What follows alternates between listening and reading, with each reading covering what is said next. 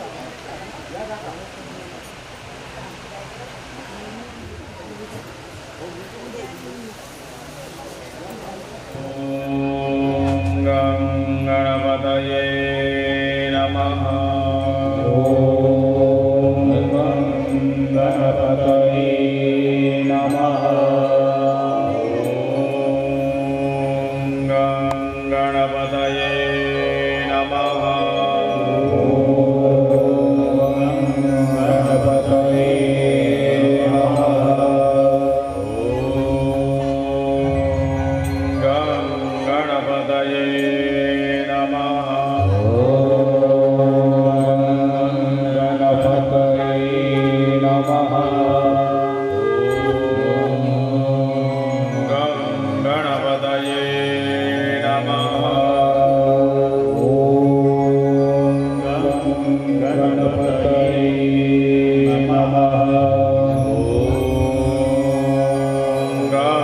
गणपतये नमः। गणपतये नमः। गणपतये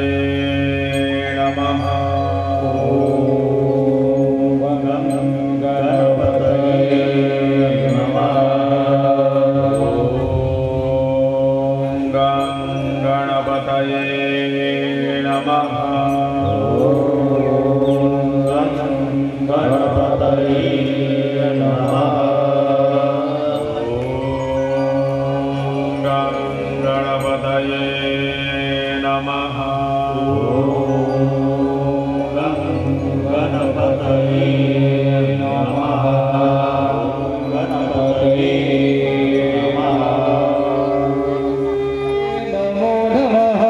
सिद्धिविनायक नमो नमः।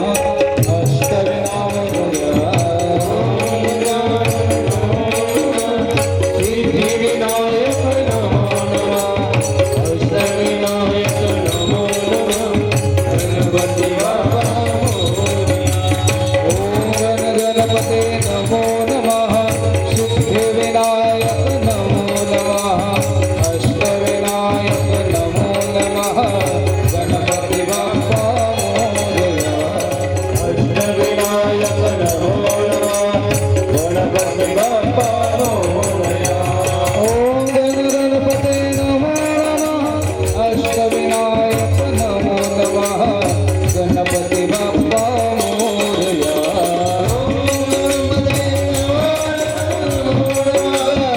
अष्टविनायक नमो नमः। गणपति बाप्पा मोरया। ओम गणपते नमो नमः।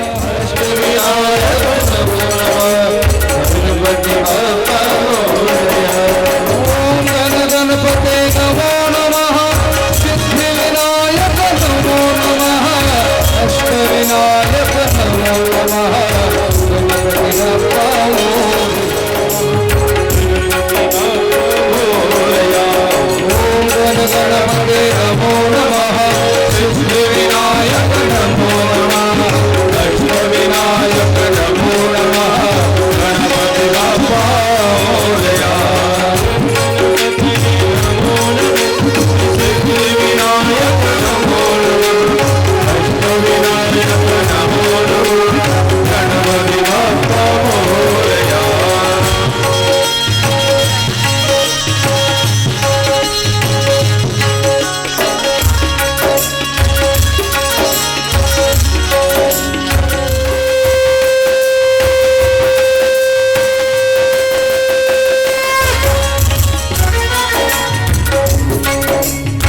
ओम गणपते नमो नमः।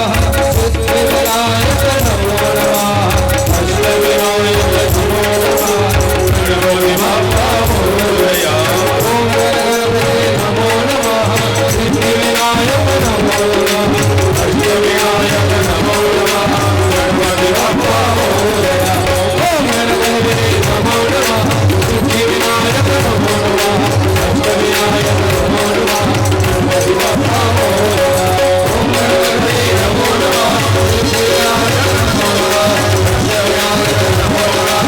गणपति बाप्पा मोरया। ओम गणपते नमो नमः। सिद्धिविनायक नमो नमः।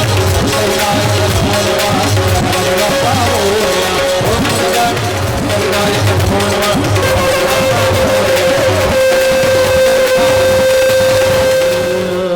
गणपति बाप्पा मूर्ति तो महाबुद्धि सर्वज्ञो गणनायका सर्वसिद्धिप्रदो देवो गौरीपुत्रं विनायकं गणनाथ सरस्वती रवि शुक्र बृहस्पति पंचैतां स्मरे नित्यं वेदवाण्यो प्रवर्तये मोठे दोंदकटे फणींद्र बरवा भाळे शशी शोभतो हस्ते अंकुश लड्डू पद्म परशु दंते हिरा झळकतो पायी पैंजण वाजते ऋणजुण प्रेमे बरा नाचतो ऐसा देव गणेश तो गजमुख या हृदय मंदिरे बैसतो प्रणम्य पार्वतीनाथं विष्णुं सूर्यं तथाम्बिका गणेशं विघ्नहर्तारं श्रीगुरूणां चरणाम्बुजम् ॐ नमो जियादिया वेद प्रतिपाद्या जय जय स्वसंवेद्या आत्मरूपा देवा तुझी गणेशो सकलार्थमति प्रकाशो मणे निवृत्तिदासो अवधारी जोजी नमो जी विघ्नहरा गजानना गिरिजा कुमारा जय जय लंबोदरा एकदंता शूर्पकर्णा हालविशीकरण ते थोडी जो का वारा उसळे त्याचे निवाते विघ्न दूर पळे विघ्नांतक म्हणती तुझे शोभे आनना जैसे तप्त कांचना किंवा उदित प्रभारमण तैसे तेज फाकतसे वंदो आचार्य शंकरू जो ग्रंथ करता विवेक चतुरू सारोणी करमठतेचा विचारू प्रबोध दिन करू प्रकाशिला गणेशो गालवो गार्ग्यो मंगलश्च सुधाकरा गणेशस्य प्रसादोऽयं सर्वे गृह्णन्तु बान्धवाः श्रीमन्महागणाधिपतये नमः श्री सरस्वत्यै नमः श्री गुरुभ्यो नमः गणपती बाप्पा मंगलमूर्ती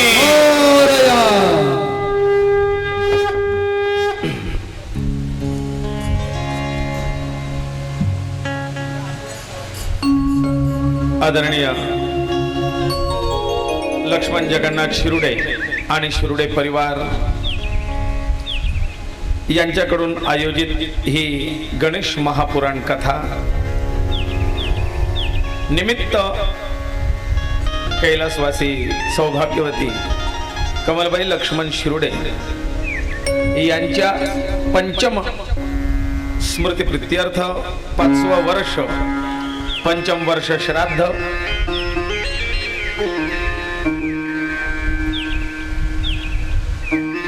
असं काय करतेस माय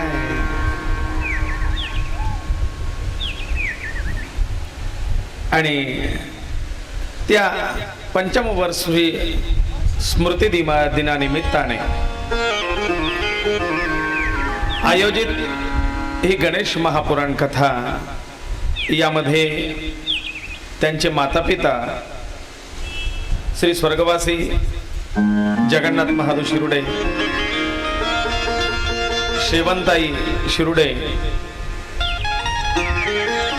कमलबाई शिरुडे आणि मधुकर काका शिरुडे, आणखी स्वर्गस्थ संपूर्ण शिरुडे परिवार यांच्या मोक्षाकरता 5 वर्षापासून आयोजित प्रथम वर्षी भागवत, द्वितीय वर्षी रामकथा, तृतीय वर्षी शिवपुराण, चतुर्थ वर्षी देवी भागवत आणि हे 5व्या वर्षी गणेश महापुराण कथा संपूर्ण स्वर्गस्थ पितरांच्या मोक्षाकरता आयोजित ही कथा, यामध्ये ज्ञानदान आणि अन्नदान दोघांचा सुंदर असा संगम. जितकं ज्ञानदान प्रभावी आहे तितकंच अन्नदान सुद्धा प्रभावी आहे. जेवढी कथा गोड तेवढंच अन्नही गोड. कथा ऐकताना जेवढं तुमचं मन तल्लीन होतं तेवढं भोजनाच्या वेळी त्या भोजनाचा आस्वाद घेताना मन त्या भोजनाचे एकरूप होतं. असं सुंदर आणि सरस भोजन या कथेचा महाप्रसाद म्हणून रोज दिलं जात आहे. दिल्या जाणाऱ्या सूचनांना मान देऊन तुम्ही सगळ्या श्रोत्यांनी अन्नाची खरोखर एक सन्मानाची गोष्ट, अन्न वाया जाण्याचं प्रमाण खरोखर कमी झालं आहे. आता फार कमी उष्ट पडतंय. हा एक बदल पाहायला मिळाला, आनंदाची गोष्ट आहे, कौतुक आहे. आणि म्हणून रोज चालत असणाऱ्या या गणेश महापुराण दिव्य कथेच्या पंचायतन कथेच्या, पंचायतनाच्या स्थापनेच्या निमित्ताने चालत असलेली ही पंचायतन कथा, या पंचायतन कथामध्ये 3 या अंकाचं महात्म्य काल सांगतो आणि 3 या महात्म्याचं अंकाचं महत्व काल सांगत असताना आजचा आला आपला 4था दिवस आणि गणपतीच्या आवडीची तिथी पण चतुर्थी. आणि आजचा हा कथेचा चतुर्थ दिवस, जणू काही चतुर्थ दिवसाची चतुर्थी ही गणेशाच्या चरणी समर्पित करताना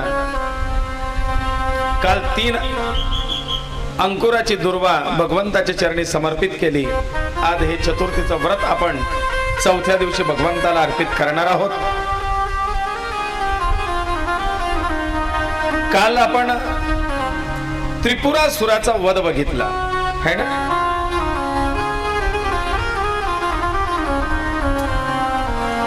त्रिपुरासुराचा वध झाला. महादेवांची गणेशोपासना हे सुद्धा आपण बघितलंय. शिव आणि गणेश तत्व याबद्दल महती जाणून घेत असताना काल महादेवांनी केलेली गणेशोपासना आणि त्यांना प्राप्त झालेलं गणेशाचं सहकार्य आणि त्यातून त्रिपुरासुराचा झालेला वध आणि खऱ्या अर्थाने त्रिपुरासुराचं स्वरूप आपण काल समजून घेतलंय. त्रिपुर म्हणजे काय, ते 3 पुर काय आहेत याबद्दल 3 देहांचं महात्म्य आपण समजून घेतलंय.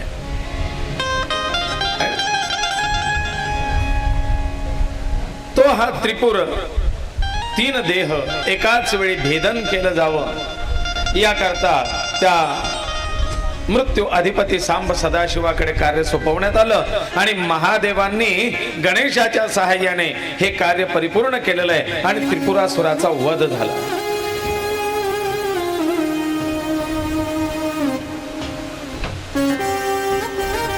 घनघोर महायुद्ध आणि या युद्ध प्रसंगी देव दानवांचा महासंग्राम होत असताना महादेवांनी पार्वतीला सांगितलं, बघ पार्वती,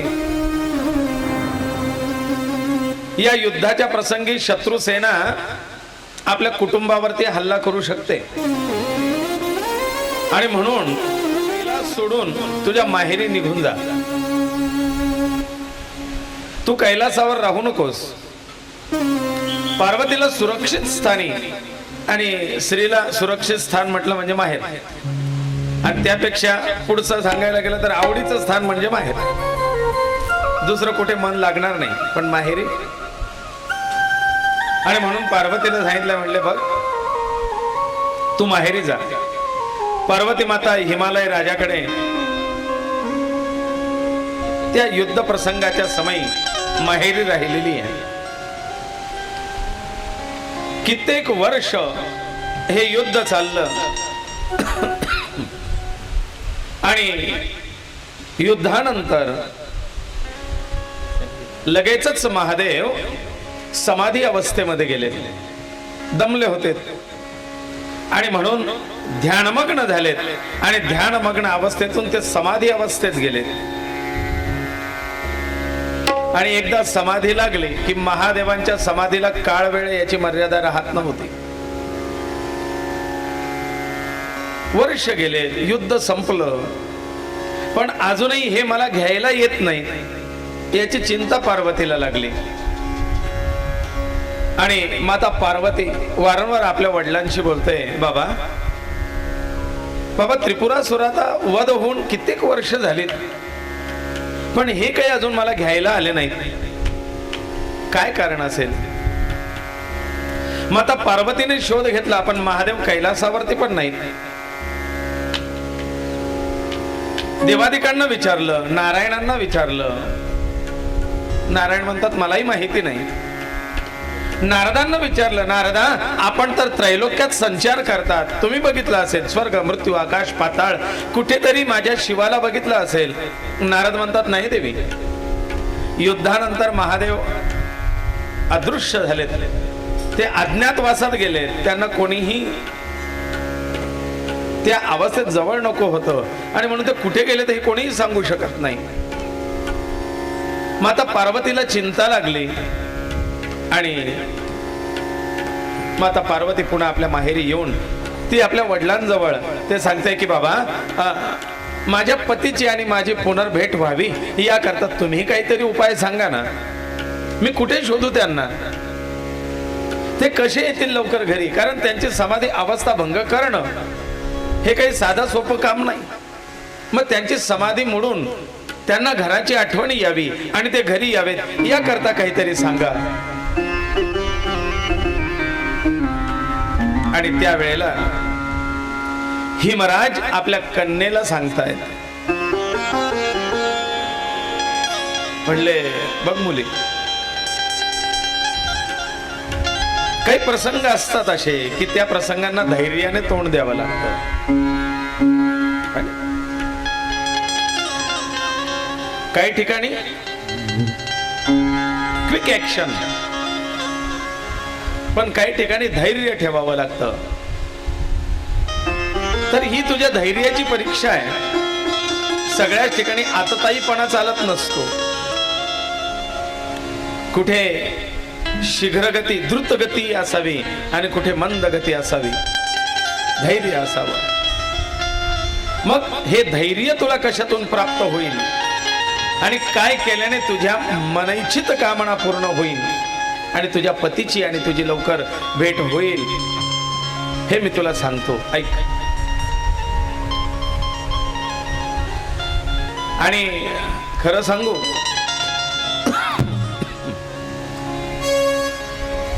सासरवाशीन मुलगी इतर कोणाचं ऐकणार नाही, पण बापाचं जास्त ऐकते. आणि मग माता पार्वती या हिमालय राजाच्या सोबत बसलेल्या आहेत आणि बाबा तिला काहीतरी गोष्टी सांगतायत, हिताच्या गोष्टी सांगतायत. मुली ऐक, तुझ्या जीवनात तुझ्या संसारात उपयोगात येणारी गोष्ट आहे. कष्ट, श्रम, मेहनत याच्या बरोबर उपासना ही गरजेची आहे. आणि म्हणून हे उमे, तुला उपासनेची आवश्यकता आहे, तू उपासना वाढव. मग या उपासनेमध्ये उपास वेगळा आणि उपासना वेगळी. बरं, मग यासाठी एक सुंदर व्रत आहे, शास्त्र संमत असं एक व्रत सांगतो. हे व्रत तू कर. हे व्रत आहे गणपती बाप्पाचं प्रिय व्रत. हिमराज सांगतायत माता पार्वतीला, तू संकट नाशक त्या गणेशाची उपासना कर आणि गणेशाचं प्रिय असं चतुर्थीचं व्रत कर.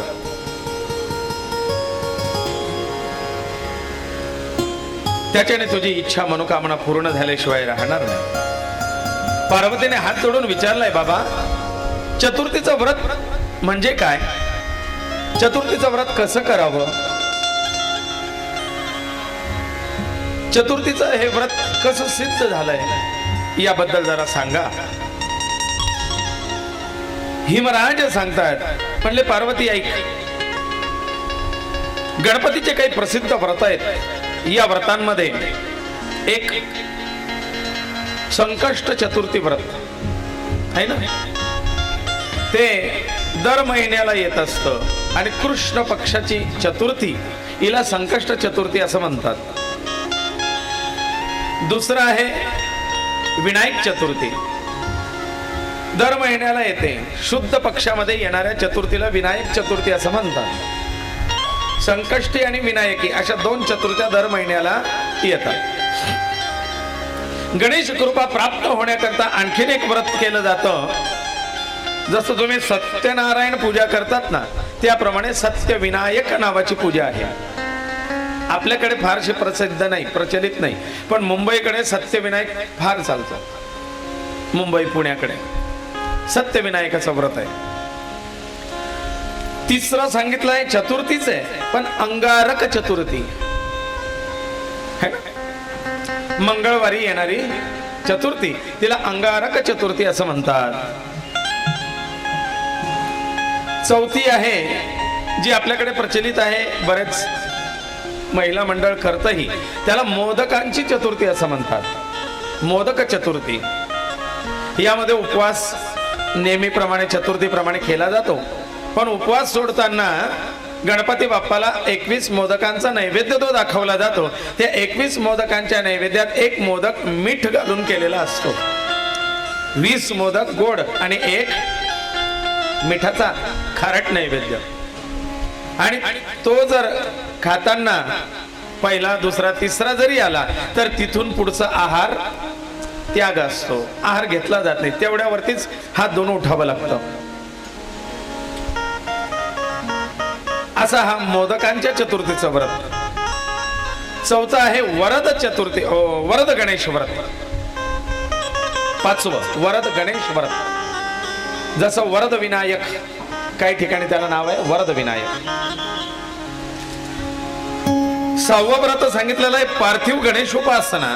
पार्थिव गणपती जे भाद्रपद शुद्ध चतुर्थी ते भाद्रपद शुद्ध चतुर्दशी म्हणजे अनंत चतुर्दशी पर्यंत चालणारं व्रत, त्याला पार्थिव गणेश व्रत असं म्हणतात. हे वर्षातून एकदाच येतं.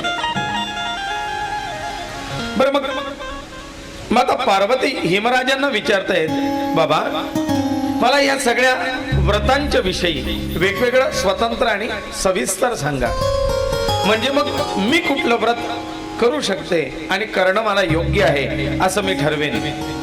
प्रत्येक व्रताचं महात्म्य महत्व याबद्दल सांगा. मला सांगा चतुर्थी व्रताचं महत्व काय, चतुर्थी का करावी, चतुर्थी कशी करावी, चतुर्थी कोणी करावी, चतुर्थी केव्हा करावी.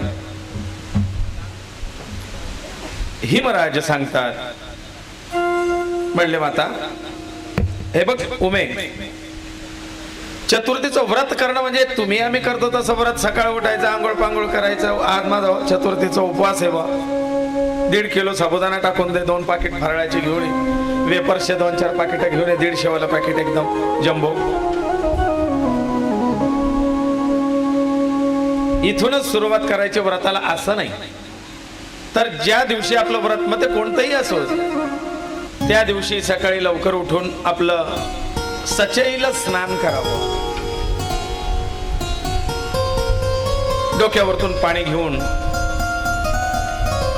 शक्य झालं तर आवळा आणि तीळ याचा कल्क लावून अंगाला ते स्नान करावं. नंतर शुद्ध वस्त्र परिधान करून भगवंताची पूजा करावी. 108 नामजप करावा. त्या दिवशी त्या आराध्य देवतेच्या स्तोत्राचा, मंत्राचा, ग्रंथाचा पाठ वाचावा. काहीतरी स्तोत्र पठण करावं, देवतेचं स्तोत्र पठण करावं. मग गणेशाचं व्रत आहे ना, तर गणपती स्तोत्र, अथर्व शीर्ष, अष्टोत्तर शतनाम,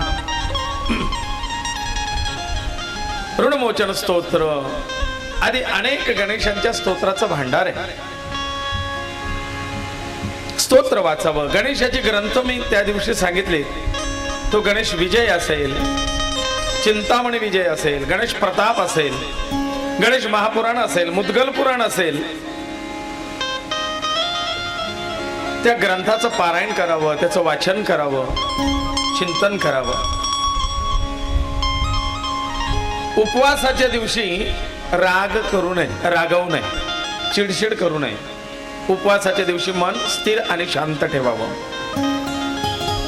त्या दिवशी हविष्यान्न भक्षण करावं. हविष्यान्न, हविष्यान्न म्हणजे शुद्ध सात्विक अन्न भक्षण करावं.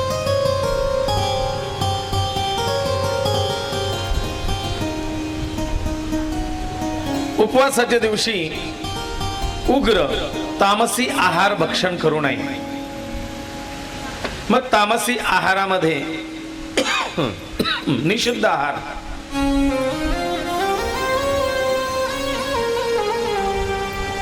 निषिद्ध आहार वर्ज्य असावा. अति तिक्त असाही आहार खाऊ नये. अति चमचमीत असंही भोजन करू नये. जास्त मसाल्याचे पदार्थही त्या दिवशी खाऊ नये. आपल्या आराध्याचे पूजन करताना आपल्या आराध्याला आवडीच्या गोष्टी समर्पित कराव्यात. मग गणेशाचं पूजन आहे ना, गणपतीला आवडणार दुर्वा, शेंदूर, मोदकांचा नैवेद्य, लाडवाचं नैवेद्य, गुळ खोबऱ्याचं नैवेद्य, कवट, डाळिंब, जांभूळ, कोवळी पत्ती या ऋतूत भाद्रपद महिन्यात झाडांना येणारे नवीन कोवळी पालवी, मग त्याच्या डाळिंबाची पानं, जास्वंदीची पानं, शेवंतीची पानं, मोगऱ्याची पानं, दुर्वेची पानं, बेलाची पानं, आघरड्याची पानं, अशी कोवळी कोवळी कोवळी कोवळी पानं त्याची जुडी तयार करून ती पत्री व्हायची. पत्री तुम्ही हरतालिकेला वाहता का नाही पत्री, तशी पत्री समर्पित करावी.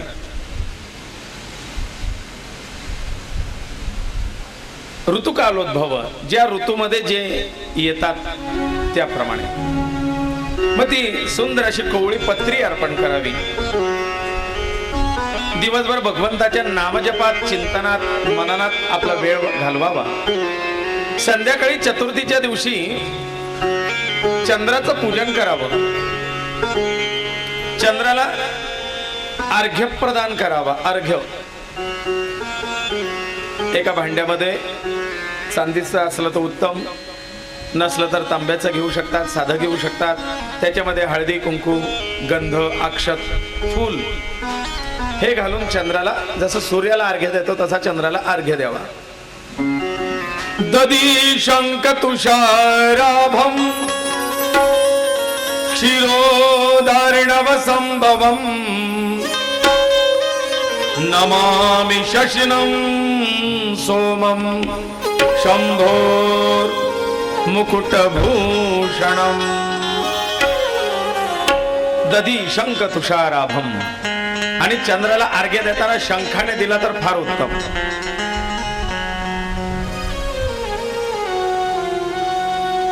अर्घ्य प्रदान केल्यानंतर चंद्राला दुधाचा नैवेद्य दाखवावा आणि ज्याला धनवान व्हायचंय त्याने पौर्णिमेच्या दिवशी रात्री 12 वाजता चंद्राची पूजा करून म्हणजे स्नान करून चंद्राची पूजा करून त्याला अर्घ्य देऊन दुधाचा नैवेद्य दाखवला तर त्या व्यक्तीवरती लक्ष्मीची कृपा होते असा शास्त्र संमत उपाय आहे. मी ग्रंथात दाखवू शकतो, इकडचा तिकडचा नाही. कारण चंद्र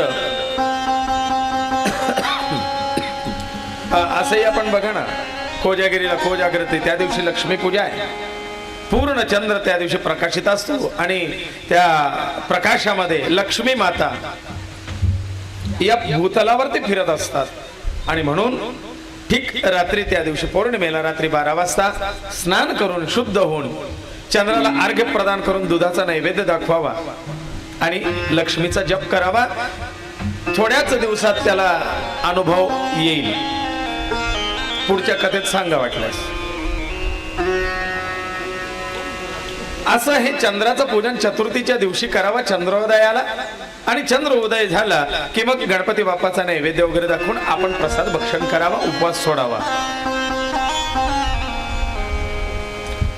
देवाचा प्रिय पदार्थ मग मोदक असेल, लाडू असेल, गुळ खोबरं असेल, खिरापत असेल, असे प्रिय पदार्थ गणेशाला अर्पण करावेत. पत्रम पुष्पम फलम तोयम यो मे भक्त्या प्रयश्यति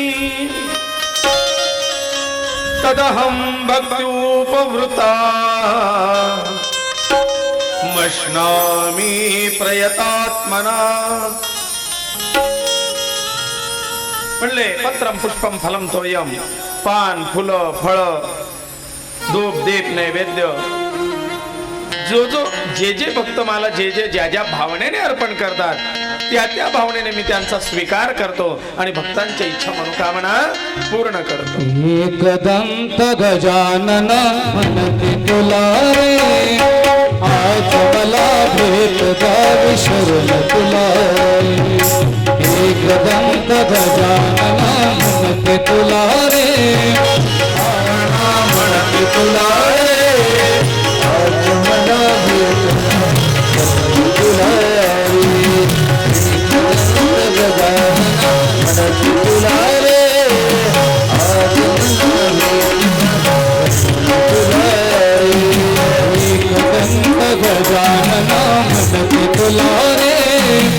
आज मला भेट द्यावी शरण तुला द्यावी शरण तुला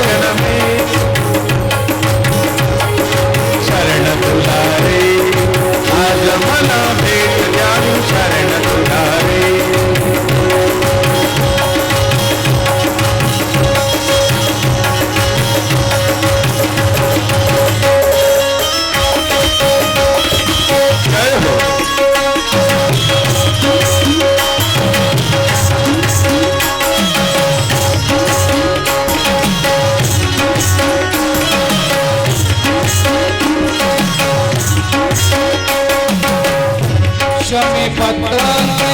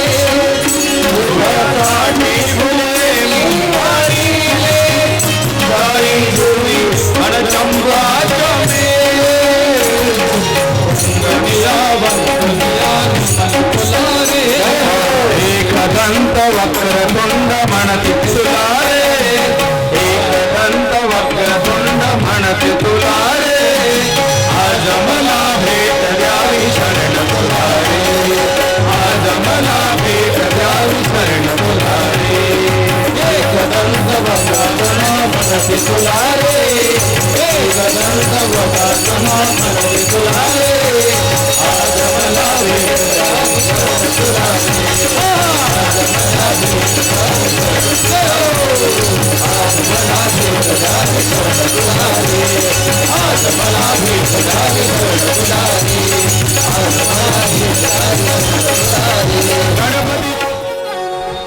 हे पार्वती, या गणेशाला श्रद्धेने तुझे अर्पण करशील त्याप्रमाणे फल तुला प्राप्त होईल.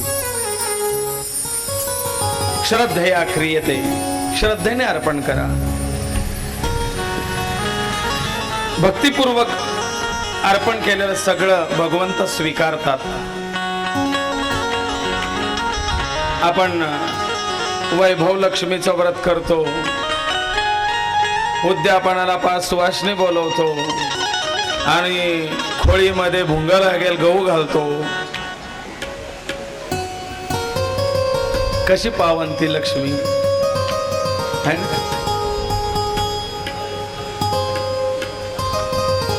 त्या सुवासिनीच्या ओटीमध्ये ते धनोर लागलेले गहू जर टाकले, तिची ओटी भरली, ती लक्ष्मी पण आपली ओटी तशीच भरेल ना. तुम्हाला सांगू कालची कथा. काल मी थोडं लवकर ब्रेक घेतला होता आपल्या कवी काकांकरता. कालचा जो रोगी झाला होता ना भीमपुत्र, त्याचं कारण असं होतं, त्या राजाला पुत्र रोगट होण्याचं.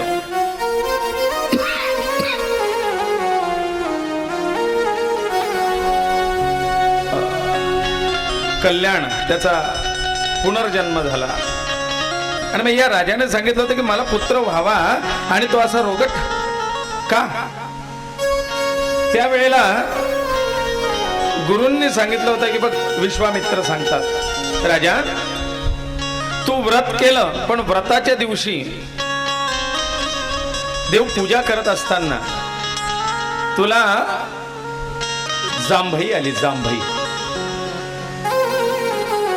हिंदीत काय म्हणतात त्याला? हिंदीत आळस म्हणता, मराठीत कळस म्हणता.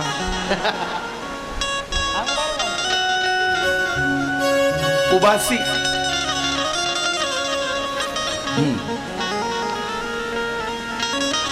राजाला जांभई आली पूजा करताना. राजा, त्या जांभईचं फळ आहे, तुझा पुत्र असा रोगी निघाला. म्हणले असं का?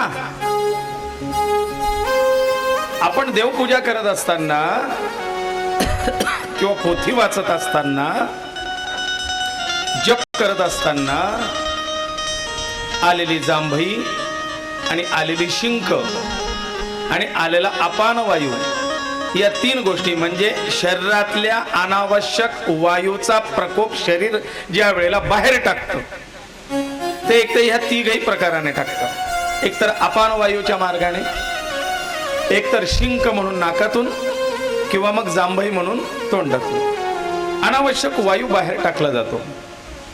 आणि विज्ञान असं सांगतं, म्हणजे शरीरशास्त्र, की ज्या वेळेला तुम्हाला शिंक येते ना, शिंक येणे म्हणजे शिंक देण्याकरता शरीराला तुमच्यात असलेल्या ताकदीपेक्षा अतिरिक्त शक्तीचा वापर करावा लागतो. त्यावेळेला शरीरातला तो काही विशिष्ट कण असेल, धुलिकण असेल किंवा आणखीन काही उपद्रव असेल, ते जोरात त्या हवेच्या प्रेशरने बाहेर टाकतं. पण ते प्रेशर देण्याकरता अतिरिक्त एनर्जी शरीराला लागते. तर त्यावेळेला काय करतं, जसं आपलं हे चाललंय आणि अचानक लाईट गेली तर इकडे लगेच आपलं ते काय म्हणतात त्याला, जनरेटर आहे है ना. पण जनरेटरची कॅपॅसिटी एवढे सगळे लाईट चालवण्याची आहे का? नाही.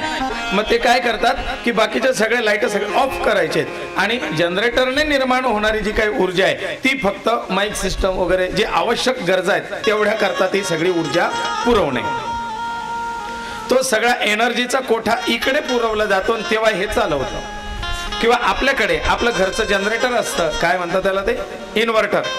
ते इन्व्हर्टर असतं आणि त्या इन्व्हर्टरला जास्त चालवा याच्याकरता आपण बाकीच्या सगळ्या खोल्यातले लाईट पंखे बंद करतो आणि आपल्याला आवश्यक असलेल्या खोलीपुरता फक्त पंखा किंवा लाईट चालू ठेवतो, म्हणजे तो जास्त वेळ चालायला पाहिजे.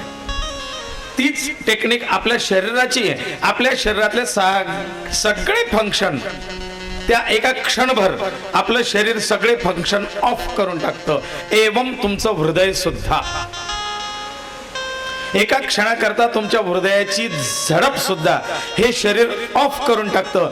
एका सेकंदाकरता तुमचं हृदय सुद्धा बंद पडतं, त्याची पंपिंग बंद पडते, तुमचा श्वासोच्छ्वास बंद होतो आणि ती सगळी एनर्जी हृदयापासून ब्रेन पासून सगळी ती सगळी एनर्जी शिंकेला वापरली जाते, शिंक दिली जाते आणि नंतर पुन्हा हे सगळे फंक्शन नव्याने चालू होतात. म्हणून धर्मशास्त्र असं सांगतं की ती शिंक येऊन गेल्यानंतर एकतर आचमन केलं पाहिजे. पूजेला बसलेला आहात तर आचमन करा, करंगळी बाजूला, हात बाजूला आणि मध्ये जो खोल खड्डा होतो या खड्ड्यामध्ये गुंजेचा दाणा तो बसेल, म्हणजे तो बुडेल एवढं पाणी घ्यावं आणि ते प्यावं 3 वेळेला. त्याला आचमन असं म्हणतात. पण ज्याला ते शक्य नसेल, तेव्हा पाणी नसेल आणि कथेत बसलेला आहात किंवा विशिष्ट पारायण करतात पाणी नाही, मग अशा वेळेला कमीत कमी ही 3 बोटं आपल्या उजव्या कानाला स्पर्श करावा. या 3 बोटांचा उजव्या कानाला स्पर्श झाला म्हणजे उजव्या कानाच्या ठिकाणी असलेल्या विशिष्ट देवता, त्या देवतांना स्पर्श केल्याने तुमच्यात पावित्र्य येतं आणि त्याच्याने हा भाव तिथे आहे की देवा, क्षणभर माझं हृदय बंद पडलं होतं पण ते नव्याने पुन्हा तू सुरळीत चालू केलं, याबद्दल तुझे आभार.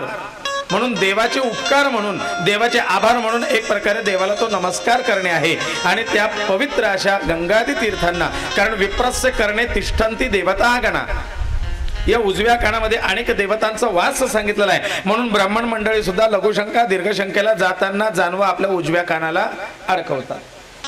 का तर त्याच्यात विशिष्ट देवतांचा वास आहे, तर त्याच्यातून येणारी अपवित्रता ती आपल्याला आणि त्या जानव्यात असलेल्या देवतांना स्पर्श करत नाही, म्हणून ते उजव्या कानाला बांधून ठेवलं जातं.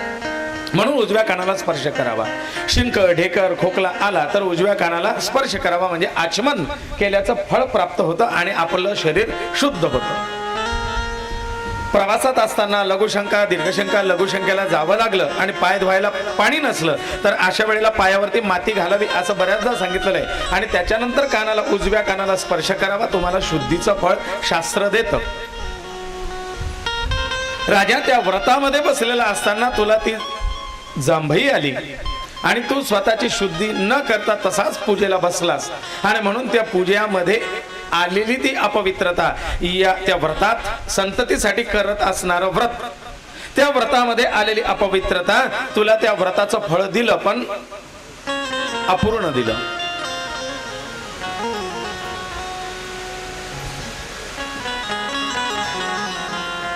माझ्या एका कथेमध्ये, भागवत कथेत सांगितलं होतं की पहिल्या दिवशी येऊन त्या नारळाला नावाची चिठ्ठी बांधावी पती पत्नीच्या, ज्यांना संतती नाही किंवा संततीला अडचणी येत आहेत. डॉक्टरचे रिपोर्ट सगळे नॉर्मल येतात तरी सुद्धा संततीला अडचणी येत आहेत, तर अशा लोकांनी एका नारळाला आपल्या पती पत्नीचं नाव लिहून ती चिठ्ठी पंचरंगी धाग्याने बांधून ते एका कॅरीबॅग मध्ये ठेवा. म्हणजे काय, कोणी चिठ्ठी काढून ते नारळ बदली करत नाही, नाहीतर मग ते कमी पाण्याचं हे जास्त पाण्याचं घे उचलून आपल्याला काय करायचं. ते कॅरीबॅग मध्ये व्यवस्थित बांधून ठेवावं, आपलं नाव त्याला लावून ठेवावं, म्हणजे ते बदल होत नाही. आपला आशीर्वादाचा नारळ आपल्यालाच मिळतं. पहिल्या दिवशी भगवंताजवळ प्रार्थना करावी. 7 दिवसाची ती कथा श्रद्धेने श्रवण करावी. ते नारळ तिथेच देवाजवळ स्थापन करावं आणि सगळं झाल्यानंतर 7व्या दिवशी ते नारळ पतीने आपल्या ओंजळीत रुमालात घ्यावं आणि ते आपल्या पत्नीच्या ओटीमध्ये टाकावं. अनेक रिझल्ट आलेले आहेत की त्यांना संततीची भगवंताने कृपा केली. आपल्या मागच्या कथेत सुद्धा असे उदाहरण आहेत, ते इथे आलेले असतील नसतील. पण ही उदाहरणं आलेले की अपूर्ण याच्यातून त्यांना सांगितल्यानंतर सुद्धा, पहिल्या दिवशी सांगितल्यानंतर सुद्धा मग कामं होते, अमुक होतं, ढमुक होतं, आणि म्हणून मग दुसऱ्या तिसऱ्या दिवशी त्यांनी ते नारळ स्थापन केलं. हाही रिझल्ट आहे की त्यांना 5व्या 6व्या महिन्यामध्ये पुन्हा अडचण आली आणि तो गर्भ नष्ट झाला. मग असं का झालं? देवाने दिला. मी म्हटलं ते व्रत अपूर्ण राहिलं ना, कथा अपूर्ण राहिली, व्रत अपूर्ण राहिलं, तुमची उपासना अपूर्ण राहिली. जर भगवंताकडनं पूर्ण फळाची अपेक्षा आहे तर तुम्ही सुद्धा त्याला पूर्ण 100% द्या. आपण आपले कामं सोडायचे नाहीत आणि म्हणावं मी 5व्या दिवशी 7व्या दिवशी एकच दिवशी येऊन नारळ ठेवेल आणि मग भगवंताने माझ्यावरती कृपा करावी, तोही काही फुकट द्यायला बसलेला. कामं तर आपल्या आयुष्यभर आहेत चालणार, आपले आयुष्यभर कामं चालणार आहेत. पण जी आयुष्याची समस्या आहे ती जर भगवंताच्या कृपेने सुटावी असं वाटत असेल तर त्या भगवंताच्या चरणी 4 तास कमीत कमी द्यायला काही हरकत नाही. रोज 7 दिवस श्रद्धेने द्या. आत्ताच 3 महिने झाले नाही अजून, शुक्ला 3-4 महिने झाले का शुक्लाजींच्या कथेला? हो, 4 महिने झाले त्या कथेमध्ये. 4 महिने ना? हा. त्या कथेमध्ये त्यांच्या शेजारच्या एका त्यांचे कोणी मैत्रीण होत्या, त्यांनी नारळ ठेवलं. त्याच महिन्यात रिझल्ट आला आणि त्यांचा फोन आला या 4 दिवसापूर्वी की गुरुजी त्या बाईंना जेव्हा मी घेऊन आले होते त्यांना आपण नारळ दिलं होतं आशीर्वादाचं, त्यांना त्याच महिन्यात रिझल्ट आला, त्याच महिन्यात गर्भ राहिला. आता त्या बाईंना दिवस आहेत. श्रद्धा तुमचीच, कार्य तुमचंच. इथे माझा रोल नाही, तो आणि तुम्ही. बस मला फक्त सांगायचं माझं कर्तव्य आहे की तुम्ही त्याच्याशी कनेक्ट व्हा आणि अशा प्रकाराने तुम्ही उपासना केली म्हणजे तुम्हाला हे फळ निश्चितच तो द्यायला बसलाय. फक्त तेवढ्या 100% समर्पण भावनेने तुम्ही त्याच्याशी एकरूप झालं पाहिजे. पण श्रद्धा तशीच ही भुंग लागलेल्या गव्हाची श्रद्धा नसावी, है ना? अपूर्ण श्रद्धा, अतूट श्रद्धा. आपण बघितलं ना, सोमकांताच्या मनामध्ये शंका आली आणि त्याच शंकेचं स्वरूप पक्ष्यांच्या रूपाने त्या सोमकांतालाच पीडा करू लागलं. म्हणून निशंक होई, निर्भय होई रे मना, है ना? आणि मग हिमालय आपल्या मुलीला या चतुर्थीच्या व्रताबद्दल सांगतायत की मुली, धर्म अर्थ काम मोक्ष देणारी ही गणेशाची लीला आहे, गणेशाची सेवा आहे, गणेशाचं व्रत आहे. चतुर्विध पुरुषार्थाची सिद्धी करतं. चतुर्थीच्या व्रताने किंवा गणेशाच्या उपासनेने काय मिळेल? अथर्व शीर्षामध्ये दिलेला आहे. जो चतुर्थीच्या दिवशी अथर्व शीर्ष पठन करतो किंवा चतुर्थीचं व्रत करतो, गणेशाची उपासना करतो, स वाग्मी भवती. कोण? स वाग्मी भवती म्हणजे काय? ज्याला वक्ता व्हायचं असेल त्याने गणेशाची उपासना करावी, तो वक्ता होईल. दुसरा सहा विद्यावान भवती, तो विद्यावान भवन. आपल्या लहान मुलांना हे व्रत, ही दुर्वार्पण, लाल फुलांचं अर्पण, गणेशाची उपासना, गणपती स्तोत्राचं पठन, अथर्व शीर्षाचं पठन, गणपती स्तोत्राचं विशेषचं पठन, विद्यार्थी लभते विद्या, ते त्याला विद्यावान करेल. पण त्याला दर चतुर्थीला कमीत कमी 21 गणपती स्तोत्राची आवर्तन तर करायला सांगा. सविद्यावान भवती. पुढे सवैश्रवणोपमो भवती. अथर्व शीर्ष उघडून वाचा. सवैश्रवणोपमो भवती. सवैश्रवणोपमो भवती म्हणजे काय? मी पहिल्या दुसऱ्या दिवशी सांगितलं होतं, लक्ष असेल तर सांगता येईल. वैश्रवणासारखा तो होईल. वैश्रवण म्हणजे कोण? ओम राजाधिराजाय प्रसय्य साहिने नमो वैश्रवणाय. हा जो वैश्रवणाय हा जो शब्द येतो ना मंत्र पुष्पांजलीत, तो वैश्रवण म्हणजे दुसरा तिसरा कोणी नाही, कुबेर. कुबेराचं नाव आहे वैश्रवण. विश्रवा ऋषींचा पुत्र तो वैश्रवण. विश्रवा ऋषींचा मुलगा तो रावण. रावणाचा भाऊच आहे कुबेर. आणि म्हणून त्यांचं नाव आहे वैश्रवण. तो कुबेरासारखा धनवान होईल, हे गणेशाचं वाक्य आहे. स यशोवान भवती, तो यशस्वी, हाती घेतलेल्या कार्यात यशस्वी होईल. स मेधावान भवती, बुद्धिमान होईल, चतुर होईल, चाणाक्ष होईल. स वांछित फलवाप्नोती, त्याची इच्छित अशी कामना फल त्याला प्राप्त होईल. सर्व पापात प्रमुच्यते, सगळ्या पापातून त्याला मुक्तता होईल. कोणकोणती पाप? अहो प्रातर्धियानो रात्रीकृतम पापम नाशयती. रात्री घडलेल्या पापांचा नाश सकाळी वाचल्याने किंवा सकाळच्या उपासनेने होतो, आणि दिवसभरात झालेल्या पापांचा नाश संध्याकाळच्या उपासनेने होतो. सायं धियानो दिवस कृतम पापम नाशयती. सर्वत्र धियानो अपविघ्नो भवती. जिथे कुठे असाल तिथे तिथे भगवंताचं गणेशाचं स्मरण केल्याने, या अथर्व शीर्षाच्या किंवा गणपती स्तोत्राच्या पठनाने काय होतं? अपविघ्नो भवती. तुम्हाला कुठेही विघ्न येणार नाहीत. आणखीन धनार्थ लभते धनम, पुत्रार्थ लभते पुत्रम, मोक्षार्थ लभते गतिम. पण केलं पाहिजे ना. वाक्य आहे, वेद वाक्य आहे, शास्त्र वाक्य आहे. त्यांनी स्पष्ट म्हटलंय पुत्रार्थ लभते पुत्रम. तुम्हाला संततीची अपेक्षा आहे, संतान सुद्धा प्राप्त होईल, पण षण्मासर फलम लभेत. कमीत कमी 6 महिने तरी कंटिन्यू 6 महिने तरी ती उपासना करायला पाहिजे. 6 महिने सकाळ दुपार संध्याकाळ नित्य त्याचं वाचन झालं पाहिजे. फल कसं मिळणार नाही? त्या 6 महिन्यामध्ये नित्य दुर्वार पण करा. लक्ष दुर्वार, 2 लक्ष, 3 लक्ष, कमीत कमी 3 लक्षापर्यंत करा. कमीत कमी 1 लाख दुर्वार पण करा. आणि रोज सकाळ संध्याकाळ अथर्व शीर्षाचं पठण करून गणपतीच्या मंदिरात जाऊन दर्शन करा, घरी उपासना करा, घरी अभिषेक करा. 6 महिन्यात रिझल्ट आहेच 100%. आणि कित्येक अनुभव घेतलेले आहेत. मग सर्वम लभते, सर्वम लभते, त्याला सगळ्या काही गोष्टीची प्राप्ती होईल. या एवं वेद इत्युपनिषद न च माम, माझं नाही, हे वेदांचं आणि उपनिषदांचं वाक्य आहे. आता या चतुर्थी व्रतात अंगारकी चतुर्थी बद्दल सांगतो. चतुर्थ्या ज्यांच्याकडे आहे ते चतुर्थी करत असतील. आणखीन एक विशेष राहिलं त्या चतुर्थीच्या ह्याच्यात, कोणाकोणाकडे साखर चतुर्थी आहे. अजून मिठाची चतुर्थी सांगितली, पण साखर चतुर्थी आहे. साखर चतुर्थीचा थाट कुलाचार आहे, अवश्य केलं पाहिजे.